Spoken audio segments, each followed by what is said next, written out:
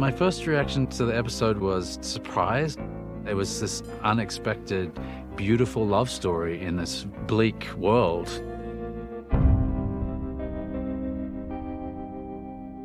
My philosophy on this show has always been, when should we deviate and when should we come back? If it's kind of the same or worse, we stay where the game is.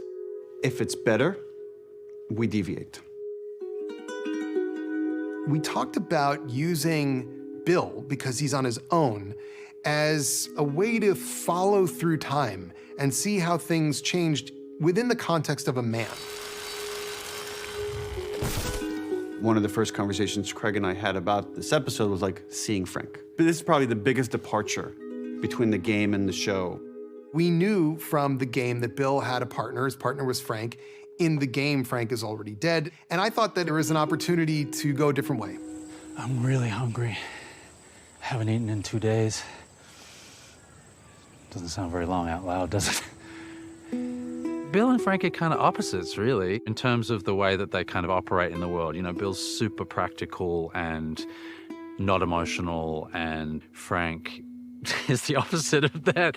We're gonna make friends. We don't have friends, Frank. Bill is a sad character to me when I just envision him in the world before Frank shows up. Frank's nature is, he's a people person. He's been able to persuade people of his value. Whereas Bill has used the other approach, which is, I have a gun and I'm pointing it at you. Unless you run away, I will kill you. It's amazing because we get to do such contrasting scenes, sort of action kind of scenes, and then really like intimate, vulnerable scenes. With each episode, there's a sort of reflection of where love can take you.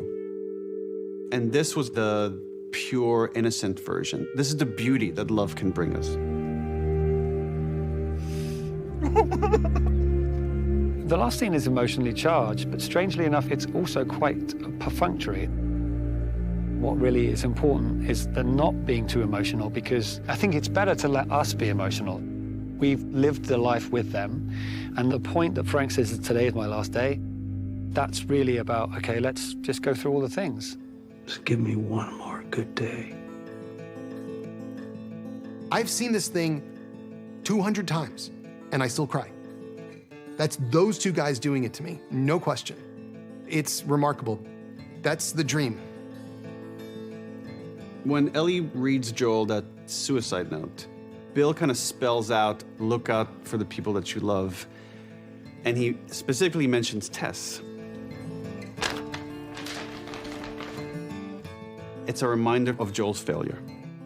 Joel has already failed to save his daughter, and now he's failed to save his romantic partner. What's next?